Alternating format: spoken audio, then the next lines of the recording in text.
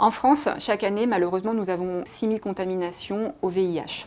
Il faut savoir que la PrEP est un nouveau moyen de prévention contre le VIH. La prophylaxie pré-exposition permet aux personnes à risque d'infection par le VIH de se protéger avec ce comprimé qui combine 2 antiviraux et qui permet aux personnes, en prenant ce traitement, d'éviter une contamination par le VIH lors de rapports sexuels. Aujourd'hui, nous sommes face à une difficulté, c'est qu'il n'y a pas suffisamment d'offres de prise en charge et donc les personnes qui veulent avoir accès à cette prévention ont parfois du mal à obtenir des rendez-vous dans des délais raisonnables. Nous avons dû réfléchir à un moyen d'offrir et d'élargir l'offre de soins.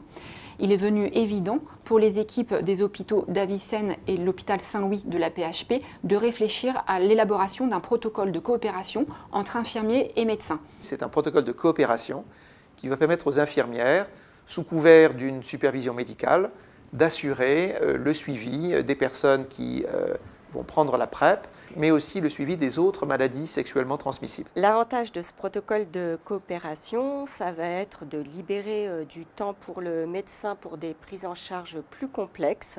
Le médecin pourra initier la PrEP en vérifiant l'absence de contre-indication à la prise de PrEP et ensuite il pourra déléguer le suivi aux infirmières. La consultation infirmière va nous permettre de pratiquer un interrogatoire et de vérifier s'il n'y a pas de signes de primo-infection et d'IST, auquel se rajoute bien sûr la lecture des bilans biologiques. Nous pourrons faire une prescription d'antibiotiques et surtout de refaire une prescription de PrEP. Je me sentirais très bien d'être suivi par une infirmière plutôt que par un médecin, parce que de toute façon c'est un professionnel de santé et j'ai une entière confiance. Ouais. C'est un protocole de coopération d'envergure et pour permettre justement une prise en charge en toute sécurité, les infirmiers vont devoir suivre une formation théorique et pratique et en même temps, tout au long de leur exercice professionnel, ils vont devoir maintenir leurs compétences en faisant des formations continues et en ayant un minimum de consultations annuelles. Ce protocole local va être décliné à partir de 2022.